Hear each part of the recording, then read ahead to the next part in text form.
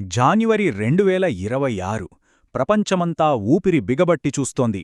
America, Iran ఈ రెండు దేశాలు యుద్ధం అంచున నిలబడి ఉన్నాయి. మనమిప్పుడు చూడబోయేది ఏదో సినిమా కథ కాదు. ఇది ఒక హై స్టేక్స్ ఇంటెలిజెన్స్ అనాలిసిస్. అంటే ఒకవేళ యుద్ధం వస్తే అది ఎలా ఉండబోతోంది అని విశ్లేషించే ఒక నివేదిక. అసలు కథ ఒక భయంకరమైన కౌంట్డౌన్తో మొదలవుతోంది. 2 వారాల కంటే తక్కువ. ఏంటిదంటారా? ఇంటెలిజెన్సీ ఏజెన్సీల ప్రకారం ఇరాన్ ఒక అణుబాంబుకు అవసరమైన మెటీరియల్ని తయారు చేయడానికి పట్టే సమయం ఇది. అంటే ఇరాన్ అణుశక్తిగా మారడానికి కేవలం కొన్ని రోజులే మిగిలున్నాయన్నమాట. ఈ డెడ్లైన్ అమెరికాపైన, దాని మిత్రదేశాలపైన తీవ్రమైన ఒత్తిడిని పెంచుతోంది. అసలు ఈ పరిస్థితికి ఎలా వచ్చాం? ఒక్కసారి వెనక్కి వెళ్తే జూన్ 2025లో అమెరికా, ఇజ్రాయిల్ కలిసి ఇరాన్ అణుకార్యక్రమాన్ని ఆపడానికి 12 రోజుల యుద్ధం అనే ఒక ఆపరేషన్ మొదలుపెట్టాయి. ఆ దాడులతో ఇరాన్కి నష్టమైతే జరిగింది, కాని అసలు లక్ష్యం అంటే వాళ్ళ దగ్గరున్న యురేనియం నిల్వలను నాశనం చేయడం అది మాత్రం జరగలేదు. ఆ వైఫల్యమే మనల్ని నేరుగా ఈనాటి ఈ సంక్షోభంలోకి నెట్టింది. సరే, ఈ ప్రతిష్టంభనను బ్రేక్ చేయడానికి వాషింగ్టన్ ఒక చాలా సాహసోపేతమైన, చెప్పాలంటే చాలా ప్రమాదకరమైన ప్లాన్ని ఆలోచిస్తోంది. దాని పేరు డీక్యాపిటేషన్, అంటే తల నరికేయడం. దీని ఉద్దేశ్యం ఇరాన్ సైన్యం మీద దాడి చేయడం కాదు, ఏకంగా దాని నాయకత్వం మీదే, అంటే ఆ పాలన మెదడులాంటి వాళ్లమీదే దాడి చేయడం. ఈ ప్లాన్కి సపోర్ట్గా అమెరికా మధ్యప్రాచ్యంలో భారీ ఎత్తున సైనిక శక్తిని మోహరించింది. ఇది కేవలం సైనికుల సంఖ్య గురించి కాదు, ఈ పనికోసమే ప్రత్యేకమైన ఆయుధాలను తీసుకొచ్చారు. ఒకవైపు సముద్రంలో శక్తిని ప్రదర్శించడానికి యుఎస్ఎస్ అబ్రహాం లింకన్ లాంటి విమానవాహక నౌక, మరోవైపు ఇరాన్ నాయకులు దాక్కుంటారని అనుకుంటున్న లోతైన భూగర్భ బంకర్లను కూడా నాశనం చేయగల B-2 స్టీల్ బాంబర్లు. అంతా సిద్ధంగా ఉంది. ఇదొక రకంగా స్పష్టమైన హెచ్చరిక అన్నమాట. ఈ డీక్యాపిటేషన్ ప్లాన్ వెనుకున్న లాజిక్ ఎంత సింపుల్గా ఉంటుందో అంత క్రూరంగా కూడా ఉంటుంది. పాము తల నరికేస్తే శరీరం దానంతట అదే చనిపోతోంది కదా, అలాగే ఇరాన్ సుప్రీం లీడర్ని, అతని ముఖ్య కమాండర్లను తొలగిస్తే మొత్తం భద్రతా వ్యవస్థ కుప్పకూలిపోతుంది. అప్పుడు దేశంలో నిరసన చేస్తున్న ప్రజలకు ఆ పాలనను కూల్చేయడానికి ఒక అవకాశం దొరుకుతుందని వీళ్ళంచనా. కాని ఇక్కడే అసలు సమస్య మొదలవుతుంది. ఈ ప్లాన్లో చాలా రిస్కులున్నాయి. మొదటిది, ఇరాన్ నాయకులు ఇప్పుడు పటిష్టమైన బంకర్లలో దాక్కునున్నారు. వాళ్లను టార్గెట్ చేయడం చాలా కష్టం. ఇక రెండోది, ఒకవేళ ఈ ప్లాన్ సక్సెస్ అయినా తరువాతేంటి? అధికారాన్ని చేపట్టడానికి సిద్ధంగా ఉన్న ఒక బలమైన ప్రతిపక్షం అక్కడ లేదు. దీనివల్ల ఇరాన్ మొత్తం గందరగోళంలోకి జారుకోవచ్చు. అంటే ప్రజాస్వామ్యం రావడం పక్కన పెడితే లిబియాలోలాగా ఒక అంతర్యుద్ధం మొదలయ్యే ప్రమాదముంది. అయితే ఇరాన్ కూడా కేవలం చేతులు కట్టుకుని కూచోలేదు. సంప్రదాయ యుద్ధంలో అమెరికాతో గెలవలేమని వాళ్లకు బాగా తెలుసు. అందుకే వాళ్ళొక డిఫరెంట్ వార్ఫేర్ని పర్ఫెక్ట్ చేశారు. అదే అసిమెట్రిక్ వార్ఫేర్. అంటే వాళ్ల ఆయుధాలు వేరు, అవి చూడ్డానికి మామూలుగా ఉన్నా వాటి ప్రభావం మాత్రం చాలా ఎక్కువగా ఉంటుంది. ఇరాన్ బలాబలాల్లో అతిపెద్దది వాళ్ల దగ్గరున్న బ్యాలిస్టిక్ క్షిపణుల నిల్వ. 2025లో దాడులు జరిగిన తర్వాత కూడా వాళ్ల దగ్గర ఇంకా దాదాపు 2000 భారీ క్షిపణులు ఉన్నాయని ఒక అంచనా. ఈ నంబర్తో వాళ్లు శత్రువుల రక్షణ వ్యవస్థలను ఈజీగా ఓవర్వెల్మ్ చేయగలరు.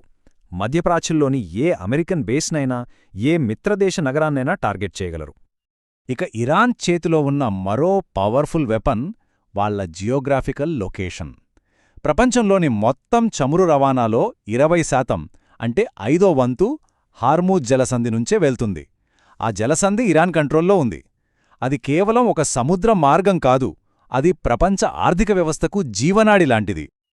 మరి ఒకవేళ ఇరాన్ ఈ జలసంధిని మూస్తే ఏమవుతుంది? దీన్నే వాళ్లు ఎకనామిక్ న్యూక్లియర్ ఆప్షన్ అని పిలుస్తారు. చమురు ధరలు బ్యారెల్కి $200 వరకు పెరిగిపోవచ్చు. ఇది ప్రపంచవ్యాప్తంగా ఆర్థిక మాంద్యానికి దారితీస్తుంది. చూసారా?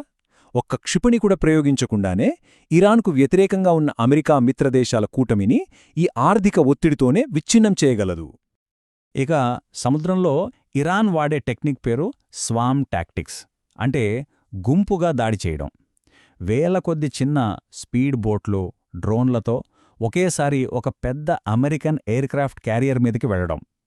బహుశా వాళ్ళు దాన్ని ముంచలేకపోవచ్చు, కానీ దాన్ని దెబ్బతీసి వెనక్కి పంపగలిగినా చాలు, అది టెహరాన్కి ఒక పెద్ద సైకలాజికల్ ప్రచార విజయంగా నిలుస్తుంది. అయితే ఇరాన్కి అసలైన శత్రువు బయటెక్కడో లేడు, బహుశా దేశం లోపలే ఉండొచ్చు. ఇరాన్ పాలన ఇప్పుడు ఒకేసారి 2 యుద్ధాలు చేస్తోంది. ఒకటి అమెరికాతో, రెండోది తన సొంత ప్రజలతో. వింటర్ 2026 నిరసనలు దేశాన్ని కుదిపేస్తున్నాయి. ఆర్థిక వ్యవస్థ కుప్పకూలింది, కరెన్సీ విలువ పడిపోయింది, ద్రవ్యోల్బణం ఆకాశాన్ని అంటింది. దీంతో ప్రజలు వీధుల్లోకి వచ్చి పాలన మారాలని డిమాండ్ చేస్తున్నారు. ఆ పాలన చరిత్రలోనే ఇది అతిపెద్ద అంతర్గత సవాలు. అమెరికా డీక్యాపిటేషన్ ప్లాన్ సరిగ్గా ఈ అసంతృప్తినే వాడుకోవాలని చూస్తోంది. ఈ పరిస్థితుల్లో ఇరాన్ భవిష్యత్తుకు 2 దారులు కనిపిస్తున్నాయి. ఒకటి వెనిజులా మోడల్, అంటే బయటి ప్రపంచంతో సంబంధాలు తెంచుకుని సైనిక శక్తితో ప్రజలను అణచివేస్తూ పాలనను కాపాడుకోవడం. రెండోది ఇంకా భయంకరమైన సిరియా మోడల్, అంటే దేశం ముక్కలైపోయి అంతర్యుద్ధంలోకి జారిపోవడం. మరి ఇంత తీవ్రమైన ఆంక్షల మధ్య వెనిజులా మోడల్ ఎలా సాధ్యం? సమాధానం ఒకటే, చైనా. అమెరికా ఆంక్షలెన్నున్నా ఇరాన్ తన చమురును అమ్ముకోగలుగుతోంది. మరి ఆ చమురులో 80% కొనేదెవరో తెలుసా? చైనా. ఆ డబ్బుతోనే ఇరాన్ పాలన తనని కాపాడే భద్రతా దళాలకు జీతాలివ్వగలుగుతోంది. ఈ గొడవ కేవలం అమెరికా, ఇరాన్లకు మాత్రమే సంబంధించింది కాదు. ఒకవేళ ఇక్కడ యుద్ధం మొదలైతే దాని ప్రభావం ప్రపంచమంతటా ఉంటుంది. ఈ సమస్యలో ఎవరికీ సులభమైన దారులుగాని, క్లీన్ రిజల్ట్స్ గాని ఉండవు. దీనివల్ల కలిగే నష్టాలు ఊహించడానికే భయంకరంగా ఉంటాయి. అణుస్థావరాలపై దాడుల వల్ల రేడియోధార్మికత వ్యాపించవచ్చు. ఇరాన్ కుప్పకూలితే సిరియాను మించిన శరణార్థుల సంక్షోభం ఏర్పడవచ్చు. ఇక అన్నింటికన్నా పెద్ద పీడకలేంటంటే లూజ్ న్యూక్ ప్రమాదం, అంటే అణు పదార్థాలు టెర్రరిస్టుల చేతుల్లోకి వెళ్లే అవకాశం. ఈ విశ్లేషణలన్నీ చూశాక ఆ ఇంటెలిజెన్స్ నివేదిక ఒక కఠినమైన ముగింపుకొస్తుంది.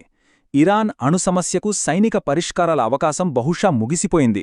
అంటే సింపుల్గా చెప్పాలంటే బాంబులు వేసి యుద్ధం చేసి ఈ సమస్యను పరిష్కరించే టైం అయిపోయిందని ఆ రిపోర్ట్ స్పష్టం చేస్తోంది. దాడులు వాళ్ళ అణుకార్యక్రమాన్ని కొంతకాలం వెనక్కి నెట్టగలవేమో కాని పూర్తిగా నాశనం చేయలేవు. కాబట్టి చివరికి ఏం జరగబోతోంది?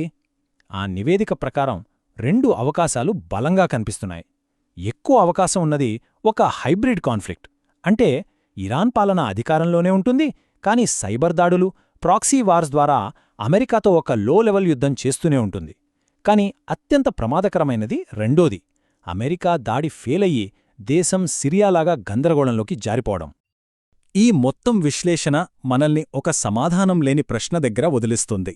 యుద్ధం ఒక పరిష్కారం కానప్పుడు, దౌత్యం కూడా విఫలమైనప్పుడు ప్రపంచం ఒక అణుశక్తిగా మారబోతున్న ఇరాన్ను ఎలా ఆపగలదు? దీనికి సులభమైన సమాధానాలు లేవు. ఈ వ్యూహాత్మక సందిగ్ధతే 2026లో ఆ తర్వాత కూడా ప్రపంచ భద్రతను నిర్దేశించబోతోంది.